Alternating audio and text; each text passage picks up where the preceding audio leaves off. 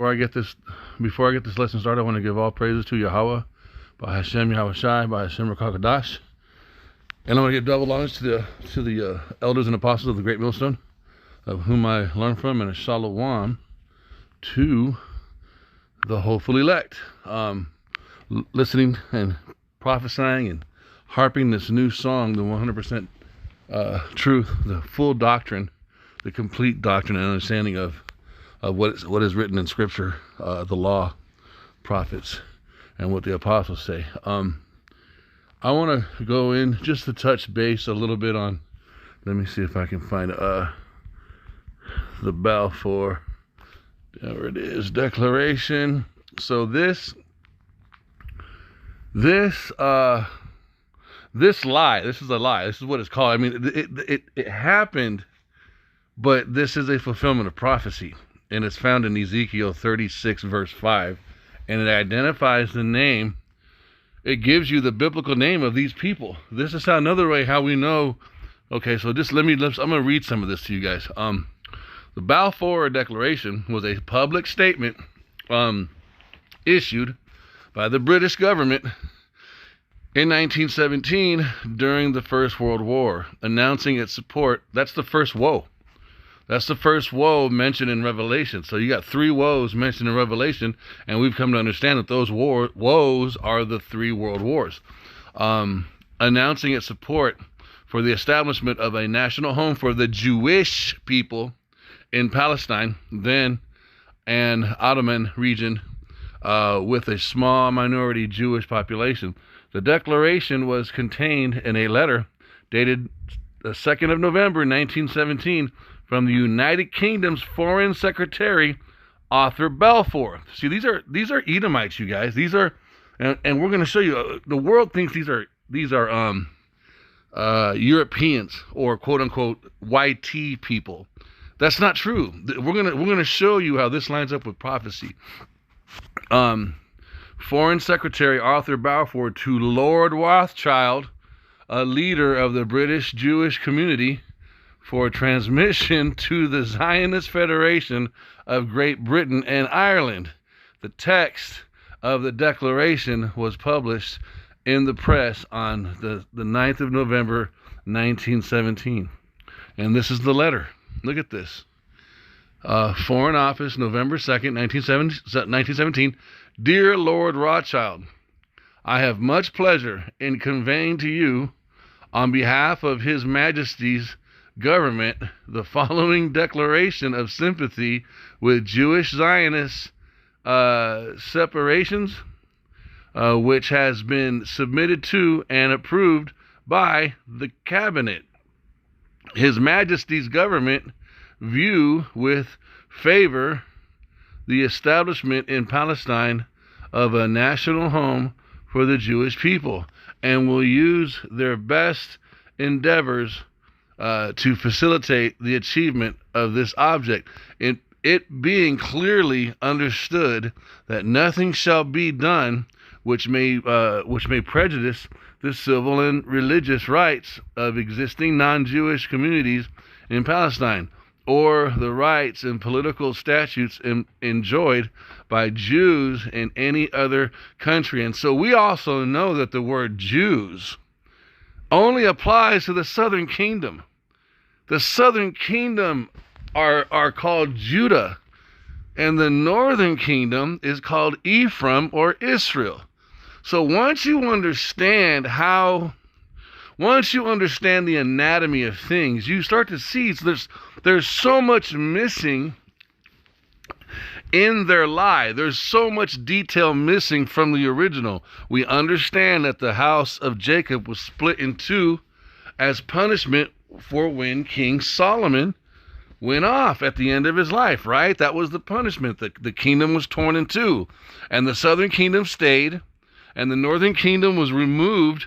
And then eventually they went into captivity to the Assyrians, and then from there they left on their own, which is documented in the Apocrypha, 2nd Ezra, and they came a year and a half journey to the land of Azareth, which is now called the fourth part of the world, which is the North America, South America, right? That's what happened. But when you read this, when you don't, when I was a Christian, this is not explained. When you don't understand and you see this word Jews, you assume the word Jews or Jewish people encompasses all 12 tribes. And that's a major red flag. When you see people talking like that, you know they are lacking understanding, knowledge, and information and wisdom. Because that is not how the Most High Yahweh, that is not how Yahweh Shai or the host, that is not how the prophets record the northern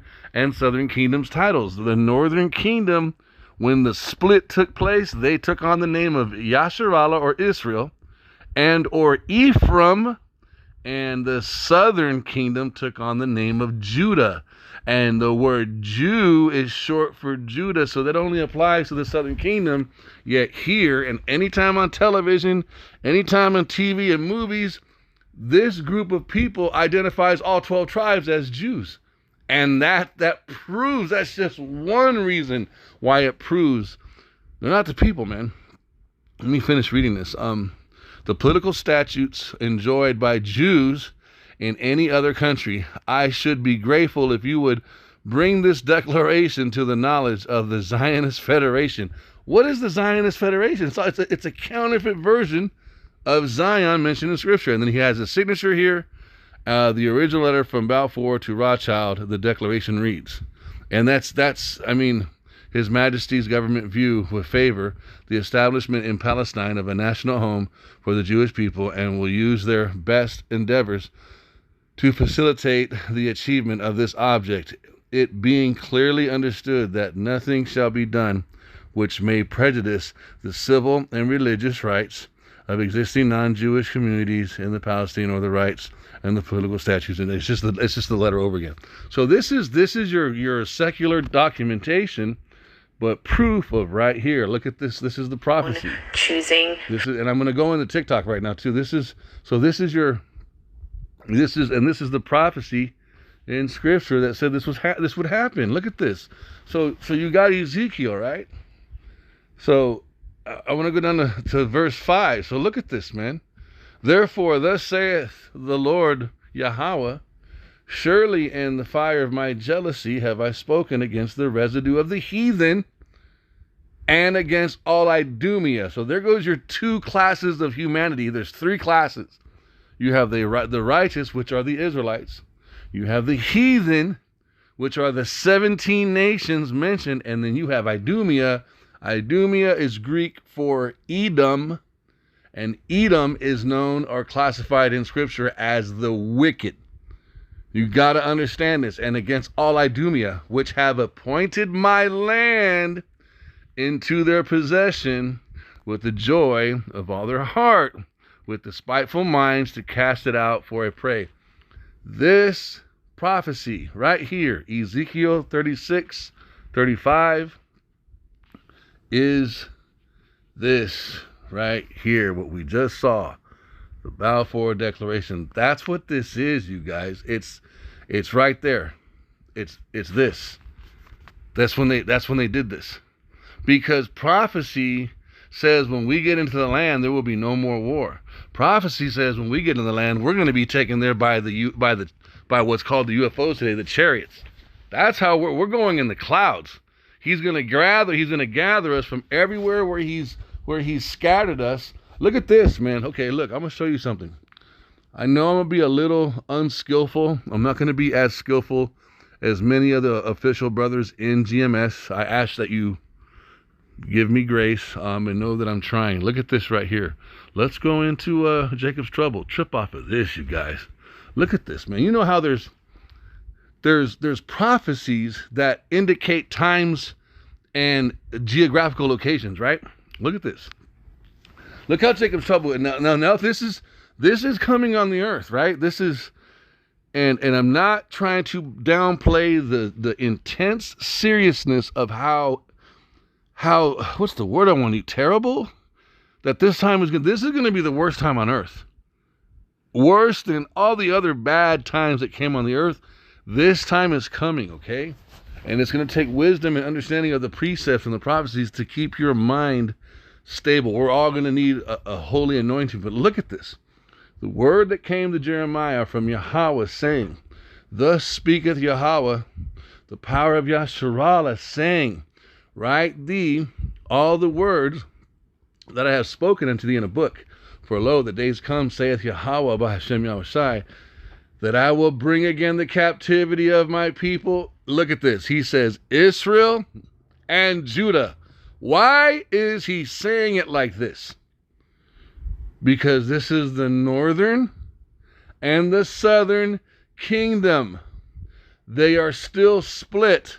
We are still divided. A house divided cannot stand. Did not Yahushua say that in the New Testament?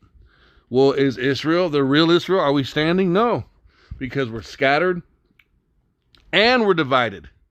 Ezekiel 37, Ezekiel 36 goes into this. The northern kingdom is the Latinos and the Native Americans. The southern kingdom are your so-called Negroes. And as groups of people in the earth, we are separated because of Spanish and English. We're separated because it's a curse. We're still under the curses.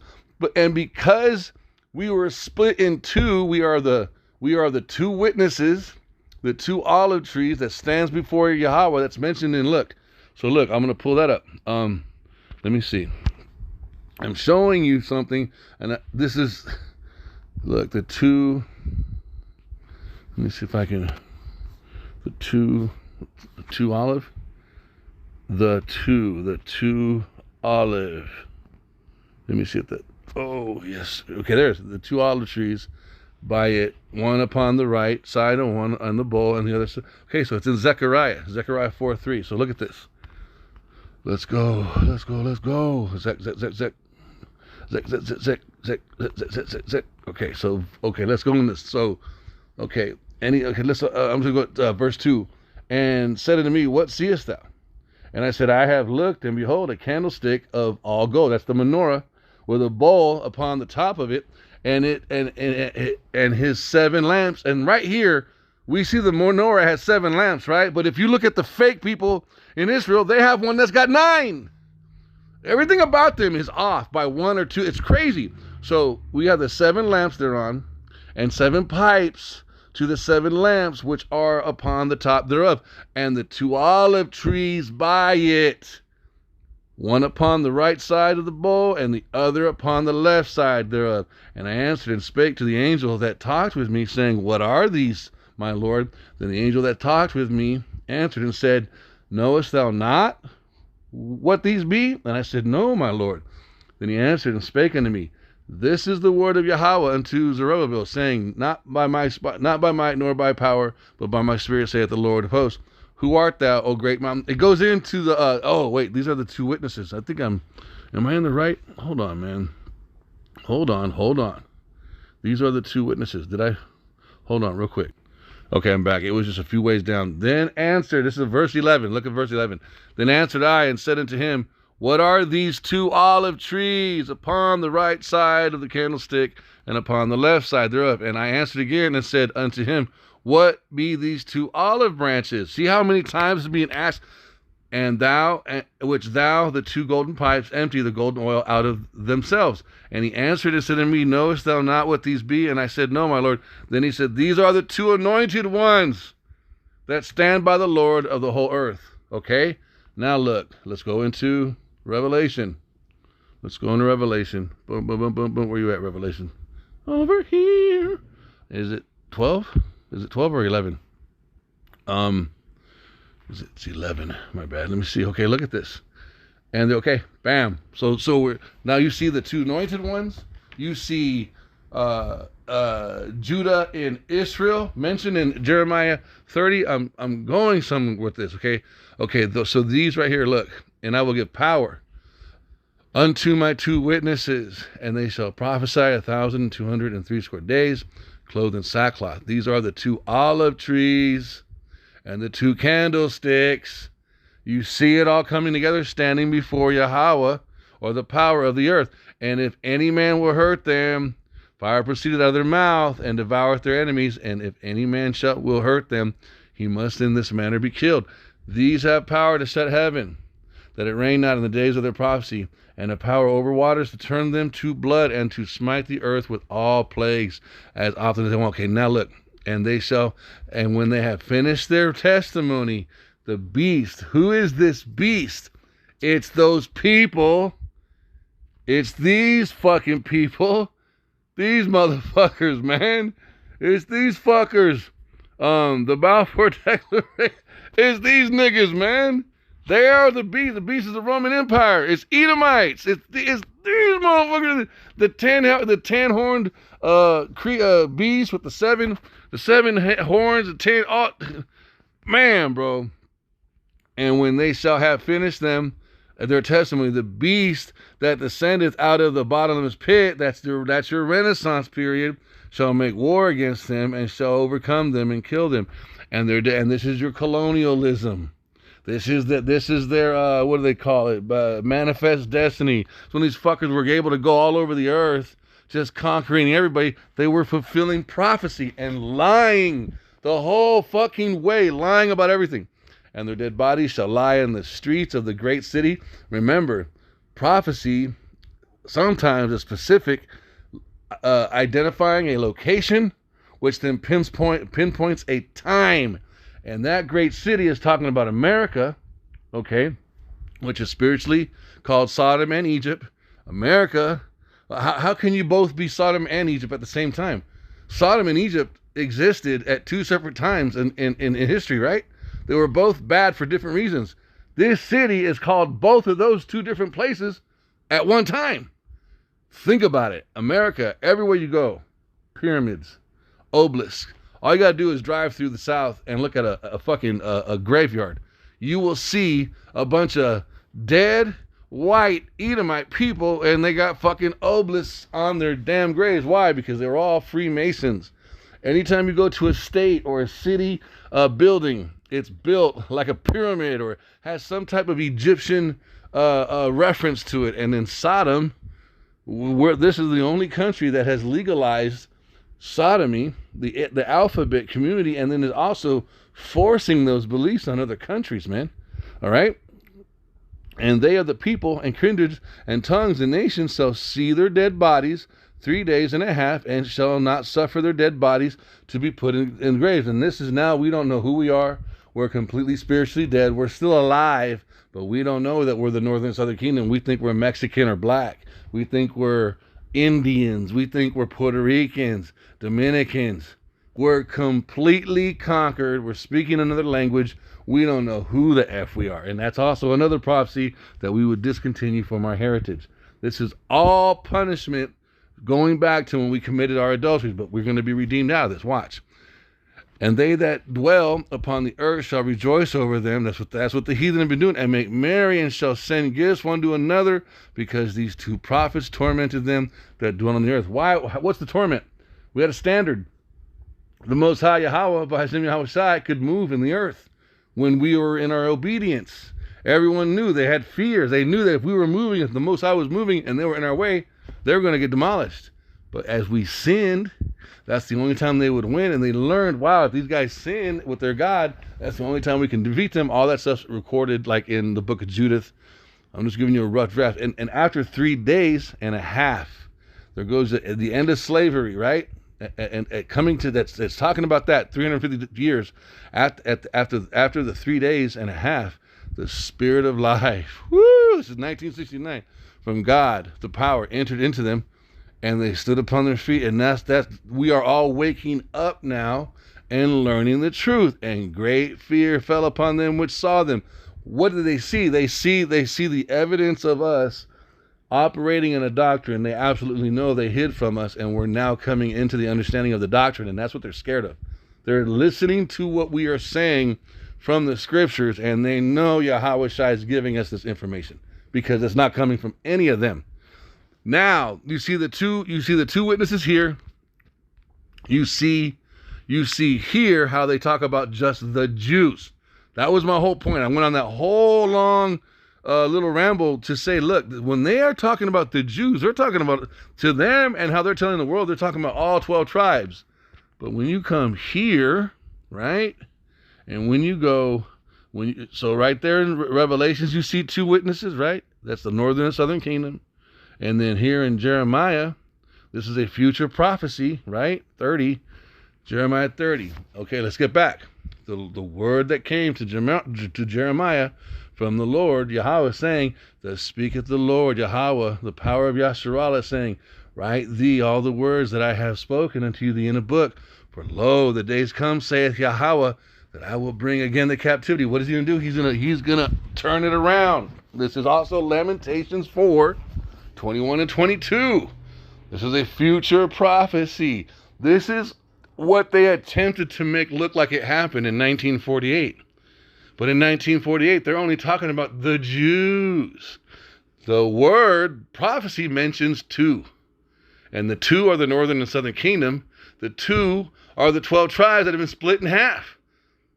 Okay, for lo, the days come, saith Yahweh, that I will bring again the captivity of my people, Yasharallah and Judah. Why is it? Because Israel is the northern kingdom, the 10 tribes, and Judah is the southern kingdom, 3 tribes. Now, there's not 13 tribes. I believe Joseph is absorbed into Manasseh or Ephraim, or it's the other way around. One of you guys, you can correct me when you listen to this. Let me know. But it's like that. But so there's 12 tribes. But so look. So the prophecy says, I will turn again the captivity of my people, Israel and Judah. That's a mention to both northern and southern kingdom. Yet anytime you hear the Edomites and Amalek speak about supposedly the Israelites, they only say Jews or Judah. They're incomplete in their description because, dude, the rest of the world is ignorant to this. You have to understand this. And so saith Yahweh, and I will cause them to return to the land that I will give to their fathers, that I gave to their fathers, and they shall possess it. So he's talking about all of us. And anytime you hear about people talking about Jews, they only talk about Jewish or Jews. They never mention the northern and southern kingdom. They never mention Yasharallah and Judah. They never mention Ephraim and Judah. They never mention the split. Why? Because they're ignorant of it. Which means they're not the people, and the people listening to these people are also operating in darkness. What does the Bible say? If they speak not according to this word, or the law, according to the law, to the law and the prophets, bam. If they speak not according to this word, you have to know all the lyrics to the song. You have to know the melodies to this new song. So Isaiah 8:20, to the law and to the testimony, if they speak not according to this word, it is because there is no light in them. You should know the lyrics of this song if you are a true harper. Well, what do you mean, harper? What are you talking about? Let's go to it. It's Revelations 14. Harpers harping with their harps. Harpers harping with their harps. The entire construction of the Word of God is likened unto a symphony, you guys. It's likened. Yahweh is the composer. Yahweh Shai is the conductor. Look it up. I'm at the beginning stages of understanding this. I'm like, oh my God. It's when you have a bunch of music going on. All kinds of instruments. Some stop playing while others move on.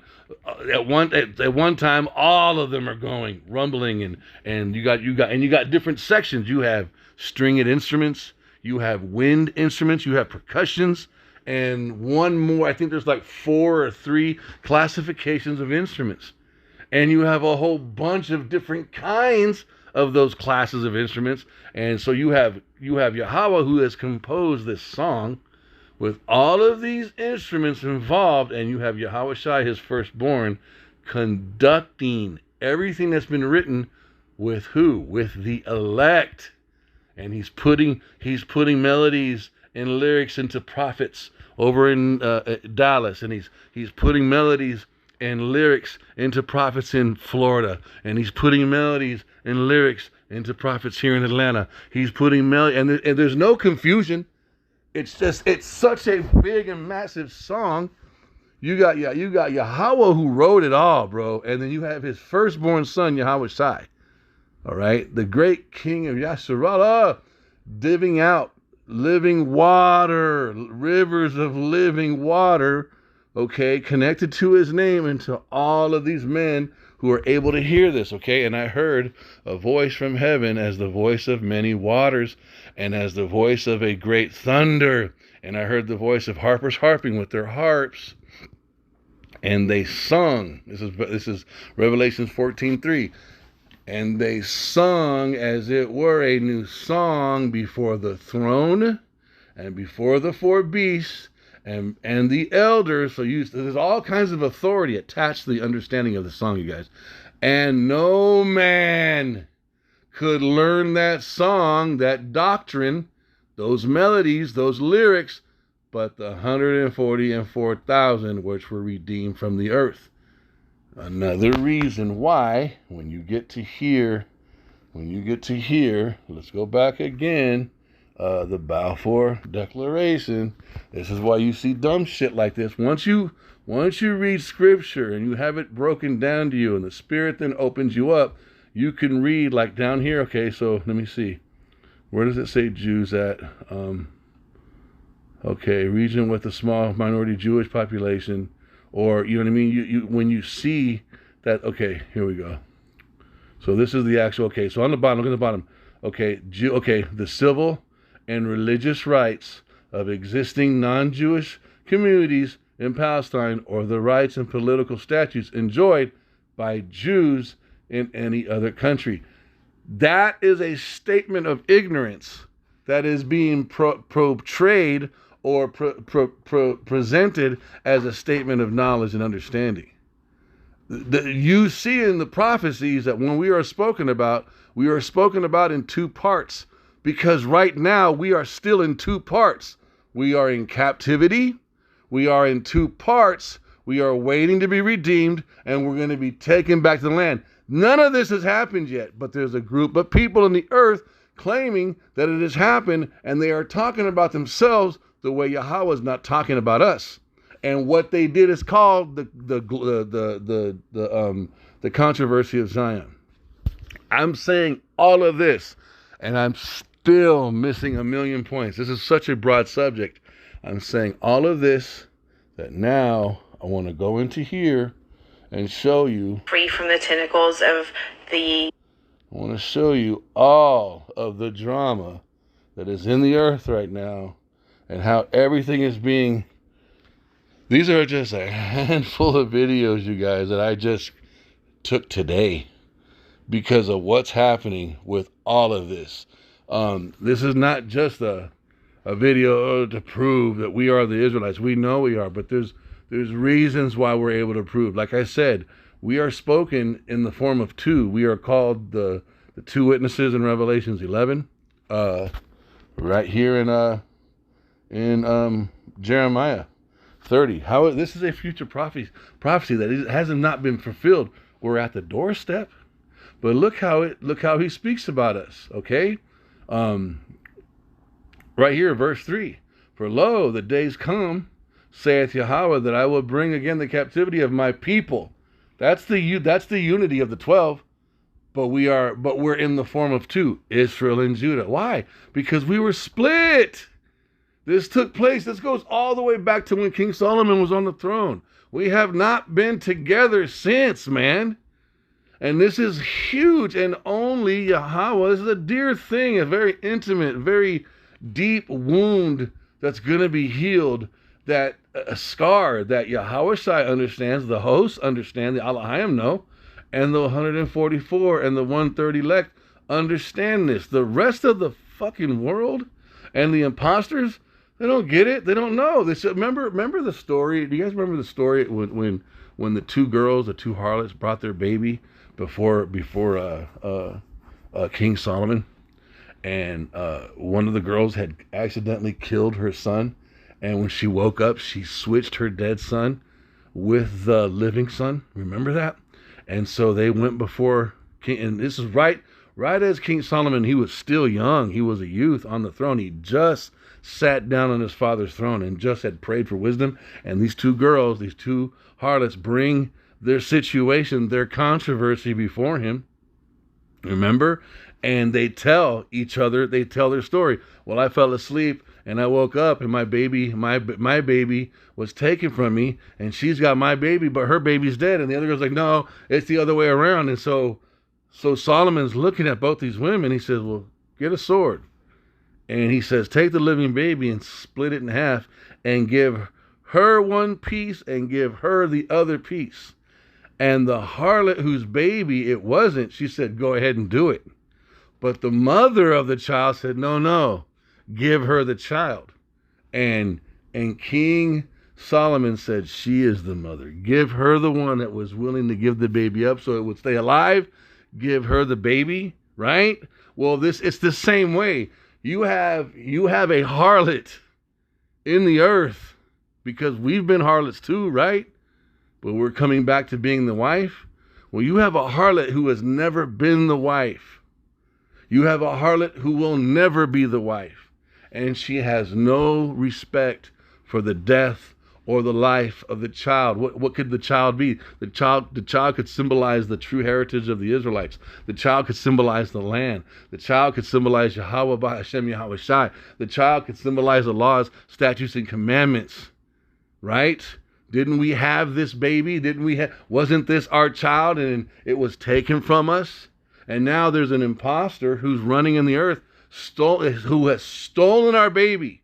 And they don't care if that baby lives or not. They're just using the baby for their own twisted, wicked, evil, disgusting ways on the earth. They don't care two craps. Do you understand how much they've gotten away with posing as the people of God? Knowing everyone is like, oh my God, these are the people of God. We gotta let them do what they want. Look at the Christian world that just supports them, dude. And now look, everything is being lifted.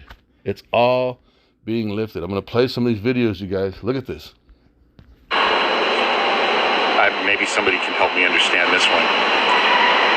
The United Nations Security Council just voted on a resolution asking for basically a ceasefire for humanitarian reasons in Gaza, so that humanitarian aid can safely be brought to Palestinian citizens in the Gaza Strip. There are 15 members of the UN Security Council. 12 of them voted in favor of the resolution. One member voted no. 2 members, including Russia, abstained from the vote. So essentially it's a 12-1 vote in favor of the resolution, in favor of a ceasefire to permit humanitarian aid to get to Palestinian civilians in the Gaza Strip. But the no vote was from the United States ambassador. And as a permanent member of the UN Security Council, the United States has veto power on any resolution. So the resolution did not pass. It was not adopted, even though it was 12-1 with 2 abstentions, because the one no vote was from the United States. We vetoed that resolution.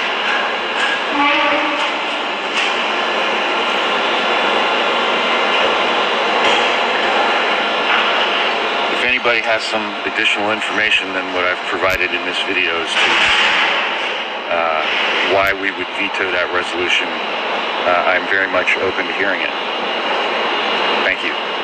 I was deeply saddened and outraged by the explosion at the hospital in Gaza yesterday. And based on what I've seen, it appears as though it was done by the other team, not you. There's a lot of people out there who are not sure. So we got to overcome a lot of things. And it also means encouraging life. I believe that if it's not just this statement, I believe he sent out a tweet, the president did, and then he retracted it now. This is the spirit of Yahweh Ba'Hashem Yahweh Shai doing all this. Everyone's tongues are falling upon themselves. He's making them, this is shameful spewing. He's making Esau bare. He can no longer hide himself. This is the PR on this is insane, man.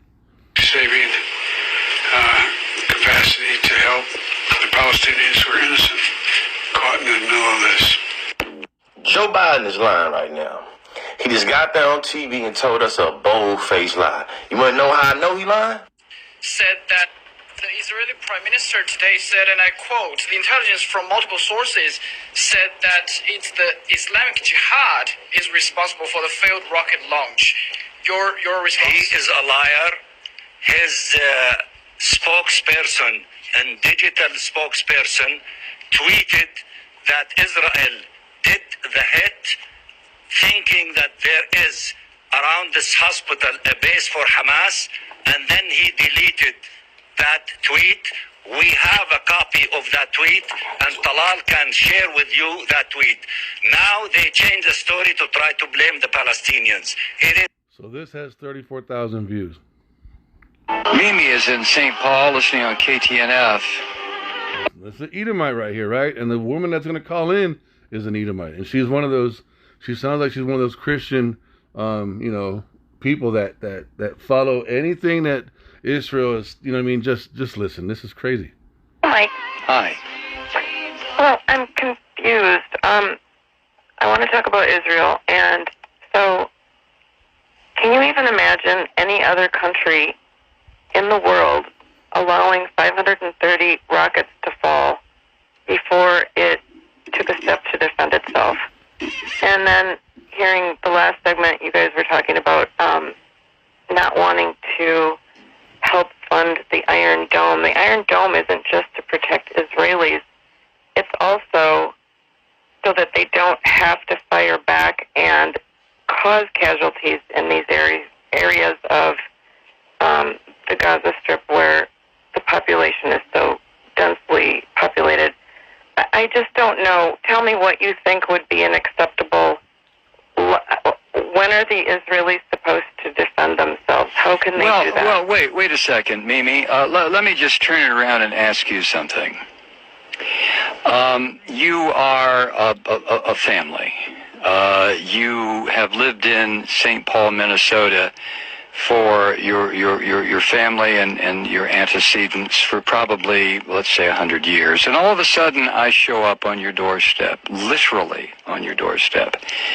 And I say to you, Mimi, get out of this house. And this was the 1948 Balfour Declaration. That's when it was finalized. 1948. The Balfour Declaration, which is Ezekiel 36, verse 5.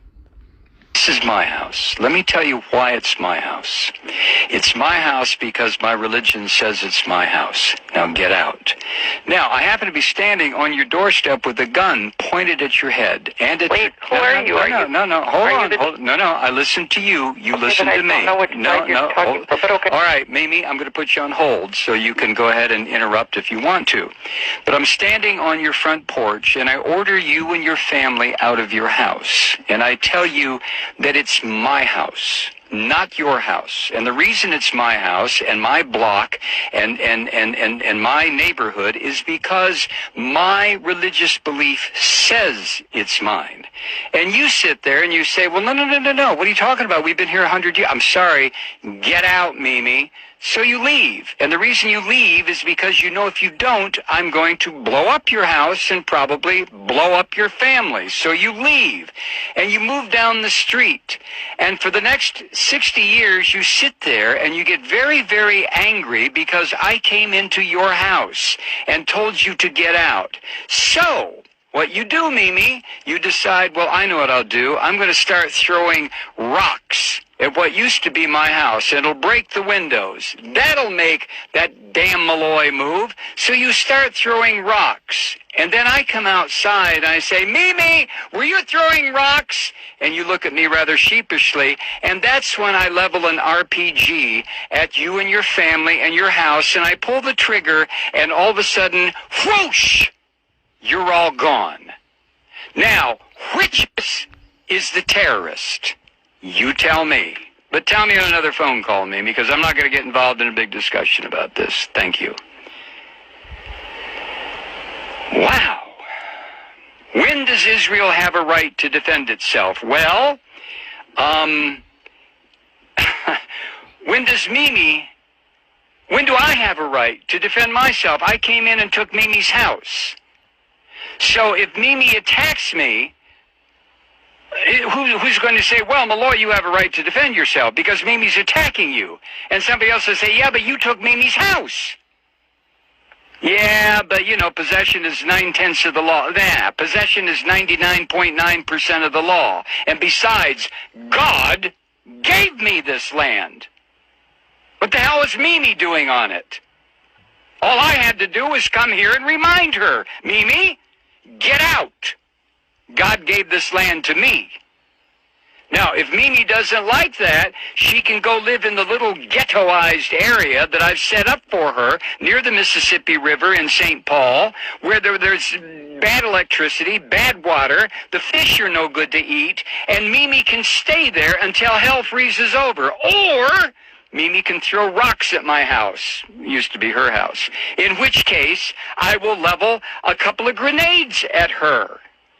So the question, Mimi, is not, when do I have a right to defend myself? I stole your house. I stole your neighborhood. I stole your friend's house. I stole your friend's house. I stole the corner grocery store. I took it all. Did you hear the person somewhere in the studio in the back? I stole your friend's house. This spirit, this, man, look. This, what is it? Declareth unto man. Declareth unto man. Let me see if unto man, what is his thought? Let me see, what is his thought? Amos, what is his thought? Yes, that's what I wanted. Look, Amos 4:13. For lo, he that formeth the mountains, there go your governments and rulerships, and createth the wind, that's your spirit, and declareth unto man what is his thought, that maketh the morning darkness, and treadeth upon the high places of the earth. Yahweh, the power of hosts, is his name.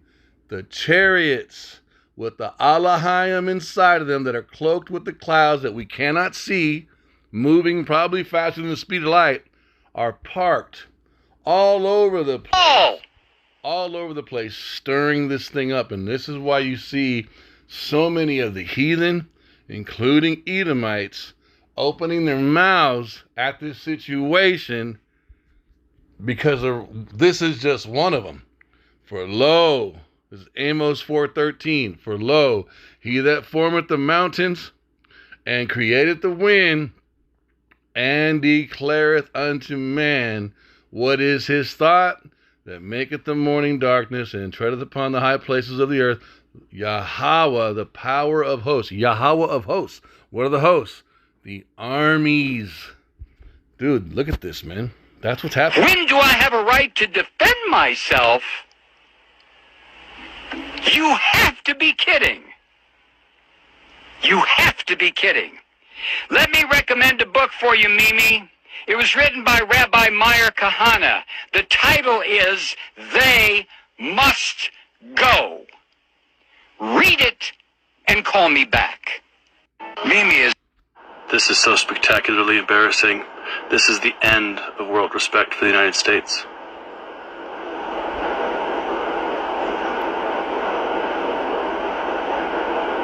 So this right here is right here, look.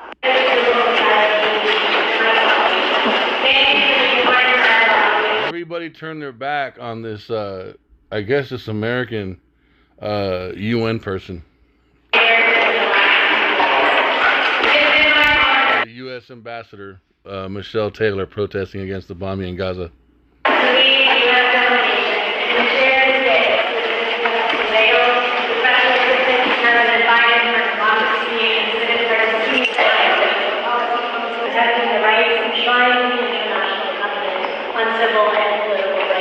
Without distinction of any kind. As I said yesterday in my opening remarks, to discuss, and I'm very, very frustrated with Europeans. with people that look like me and who share an ancestral lineage with me. My primary frustration is we've been so severely miseducated, we don't. This one's just extra. I had to put this one in here. Don't know how to think, and we've been stripped of our ability to use logic and reason. Also, we sit on a pedestal of slavery and colonization, and we sit so high, even those of us who are busting our ass all day, every day, working nonstop, we sit so high on the pedestal of slavery that we can't even see the world for what it truly is. And if we had the gun to our head or the threat of rape at our doorstep every day, we would feel the same sense of urgency that the rest of the world feels, or that colonized peoples who are confined to these artificial borders of the United States feel. So let's be very clear. This land is not the Europeans. It never has been. It never will be. What's going down in Standing Rock, what's going down with this new administration is a continuation of 600 years of colonial theft. And I think there's only one example I can think of that really illustrates this. I was talking to a 7-year-old in my family a couple weeks ago, and we were actually talking about this very thing, about stealing land from the indigenous people. And the 7-year-old goes, "Nobody's taking my land," European kid, by the way, "Nobody's taking my land, I got a gun." I said, okay, let me break this down for you then. Let's say little Ricky, 2 houses down, comes and steals your Nerf gun. Is that his Nerf gun? He was like, "No, it's my Nerf gun. He stole that from me." I was like, "Word. Well, it's his now, so deal with it." Ricky grows up, has a kid, and gives that Nerf gun to that kid. Now, is it that kid's Nerf gun? He said, "No, it's still my Nerf gun. He took it from me." I said, "He didn't take it from you. His dad did. He's only known that Nerf gun was his whole life. How could you take that back from him?" He's like, "Nah, it's mine. I want it back." I said, "Okay, fine. Let's play this out a little bit longer." So little Ricky's kid has a kid when he gets older, and he gives him that Nerf gun. "Is it still your Nerf gun?" He was like, "Yeah, it's always been my Nerf gun. Just because he passed it along to a different guy doesn't mean that it's not mine." I said, "Well, then perfect. This isn't our land." Very, very frustrated with Europeans. Deep. Here's another one. I talked before, so this is the first. I was in the United States military for 5 years, served in Afghanistan, so I know what I'm talking about to a certain extent. With the recent bombing in the hospital in Gaza, and Israel coming out and saying that it was a Hamas rocket that accidentally went back and hit the hospital is completely false. The reason why I'm saying that is I've seen 500-pound JDAMs explode in person during training missions in Afghanistan. I've seen them. If you go back and watch that video of that hospital getting blown up, and then you go and look up any like JDAM 500-pounder especially exploding, you're going to realize that it's the same fucking bomb. Because like Hamas only has access to homemade rockets or imported or smuggled in 107s. They can't even legally bring them in. And a 107 compared to a 500-pound JDAM is like a grenade compared to a 500-pound JDAM. So you can't prove me wrong on this because I've seen them in person. There's no ifs, ands, or buts about it. It's clean cut and simple that was a 500-pound JDAM. That is American ordnance that was given to Israel, that was dropped on a hospital, and it's reverse propaganda to get back at you, to make you think that it was a fucking rocket that was coming back from Hamas, and that's wrong. It's incorrect. There's no way that that's possible. There's not a single piece of armament that Hamas has that has that much explosive yield, unless it's an IED, and they wouldn't be able to get it fucking airborne. That's a fact. And people don't understand this because people that were in the military or currently in the military don't speak on it because it's normally one-sided. And I'm speaking out against that. That is a 500-pound JDAM that was dropped on that hospital. That is a fact. Look up a video, and you go back and see that, and you'll see. Well, let me get this straight. You wiped out the natives in America, hired Chinese immigrants to build a railroad, and when they were done, you dressed up as the natives, chased, hunted, and unalived the Chinese railroad workers. You enslaved, segregated, and massacred blacks, dropped napalm on civilian villages in Vietnam. You unalived hundreds of thousands of innocent Japanese civilians when you dropped a bomb on Hiroshima and Nagasaki. started the war between Iran and Iraq, funded both countries, and made sure that they were unaliving each other. Staged the 9/11 attack, invaded Iraq based on a lie just so you can steal their oil. Invaded Afghanistan, took control of the opium fields so you can distribute it in black and brown communities. Took out Gaddafi because he didn't want to use your currency. Instead, he wanted to make the African continent stronger. You started the war between Russia and Ukraine. And now you expect us to stand by you and your white supremacy mentality when you say, I stand with Israel? No. Free Palestine. Israel. Christians supporting Israel. Israel doesn't believe in Jesus Christ. They don't think he was the Messiah. So they're waiting on a new Messiah, and their scriptural belief about that Messiah is that whenever that Messiah comes, he'll wipe out anybody who does not believe what they believe. That would include Christians. Yet the presidents and everybody go over and stand at the Wailing Wall with a little skull cap on, and they pray for a new temple to be built for a people who reject Jesus Christ. Why are Christians supporting a people who don't believe in Christ and want a new Messiah to come and bring judgment on the people who don't believe in their Messiah? The actual truth of why this is will blow your mind, and I have videos explaining all of it. Give me a follow. Disclaimer, I'm not against any peoples or anything like that. I am. Yo, I'm sorry, okay? Listen. We Jews stole the land of Israel. The lies are so outrageous. I don't know how people get away with it. See, it's individuals like you that are not making the situation any better, one. And two, it's very telling that you don't know your history, so allow me to illuminate. Now, you are partially right about one thing, and that's that the Israelites are indigenous to that particular region of land. Back then it was known as the land of Canaan. Back in the book of Joshua, as you explained, around the time of 1200 to about 1050 BC. Now, let's take a look at the map at that time period to see what that would have looked like in that time period. So this is a map of the region with the 12 tribes of Israel and Philistia right here, which is where Gaza is, right? Philistia later became known as Palestine. So yes, the 12 tribes of Israel are here. But Palestine was always there. It was just under a different name back then when it was known as the land of Canaan. And not to mention, the Israelites that biblical times speak of are not you. They're talking about the indigenous people from that region that made up the 12 tribes of Israel. But that is not you, and it is not any of these Jewish people that are living today. And I will guarantee you that. Bam! Intense, huh? So I just wanted to show, I know I showed a lot of videos and there's a million more. Man, this thing it's just taking off. The spirit is blowing all over this, man. So I'm just gonna cut the lesson off with that. Let me find one more precept. Hold on, what is it? Hold on real quick. And that's what I wanted to pull up. So this is Numbers 24:20. And when he looked on Amalek, that is the head tribe of Edom, the Edomites, the so-called white men, the people claiming to be Jewish. And when he looked on Amalek, he took up this parable and said, Amalek was the first of the nations, but his latter end shall be that he perish forever. And that lines up with Obadiah. Oops, hold on. Let's go to Obadiah real quick. And this is how it goes down for these guys, man. I mean, it's just one page.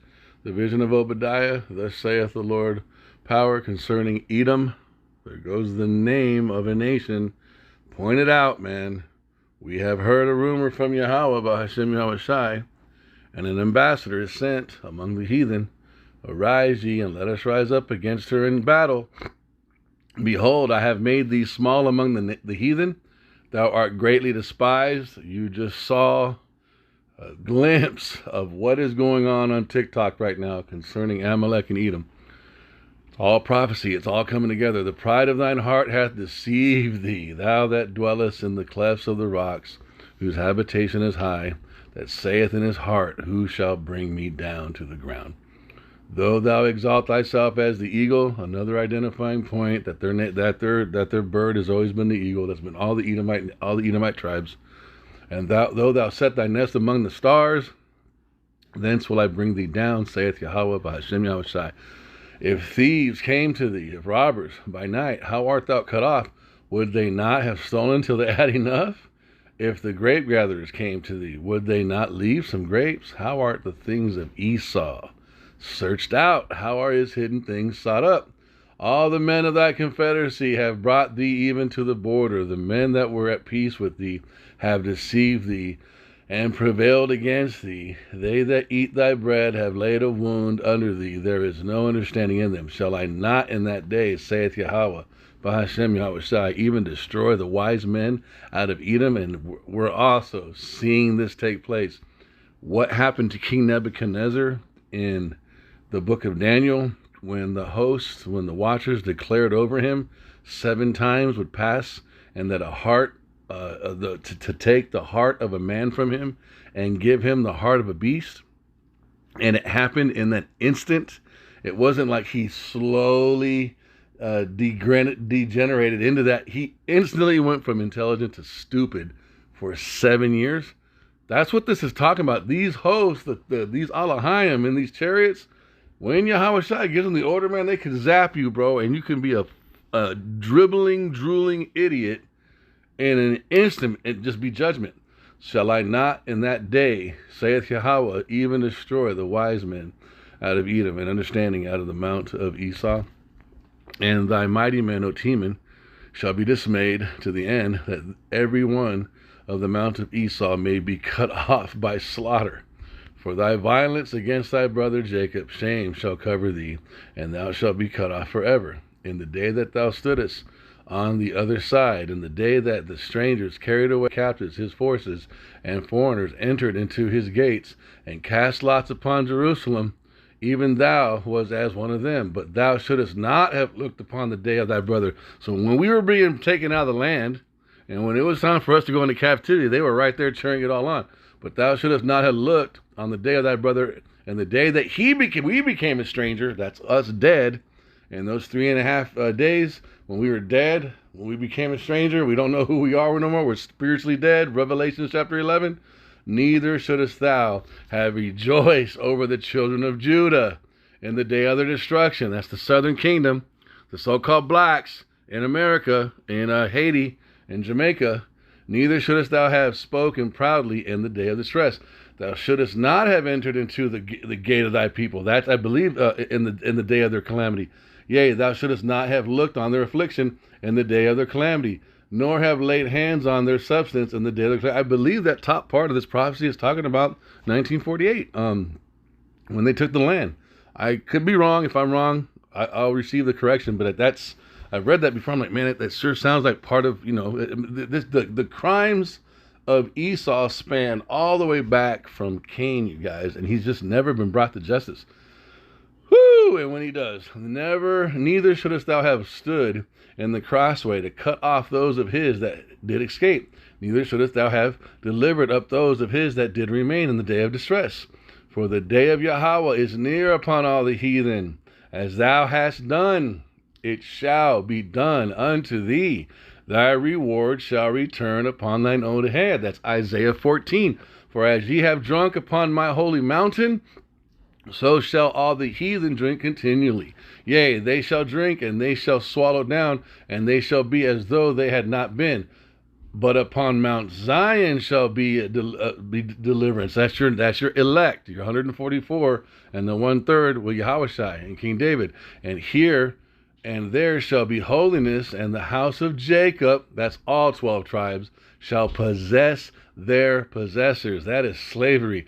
And the house of Jacob, that's all 12 tribes, shall be a fire unto the house of Joseph, and the house of Joseph a flame, and the house of Esau for stubble. My bad. And the house of Jacob shall be a fire, and the house of Joseph. That's your northern and southern kingdom again. There goes your split. There goes your two. There goes your whole, but we're still divided, and we're coming together. And the house of Esau for stubble, and they shall kindle in them and devour them, and there shall not be any remaining of the house of Esau, for Yahweh has spoken it. And they of the south, that's your southern kingdom, shall possess the mount of Esau. And they of the plain, the Palestinians, and they shall possess the field of Ephraim, and the fields of Samaria, and Benjamin shall possess Gilead, and the captivity of this host of the children of Yasharallah shall possess that of the Canaanites, even unto Zarephath, and the captivity of Jerusalem, which is in Sepharad, shall possess the cities of the south. And Savior shall come up on Mount Zion to judge the mount of Esau, and the kingdom shall be Yahweh B'Hashem Yahweh Shai's. I hope this lesson was edifying. I want to give all praise and glory to Yahweh B'Hashem Yahweh Shai, B'Hashem HaKadosh, and I want to give double honors to the elders and apostles of the great millstone, of whom I learn from, and a shalom to the hopeful elect, to the elect, and the 1/3 that listen to this new song. Shalom.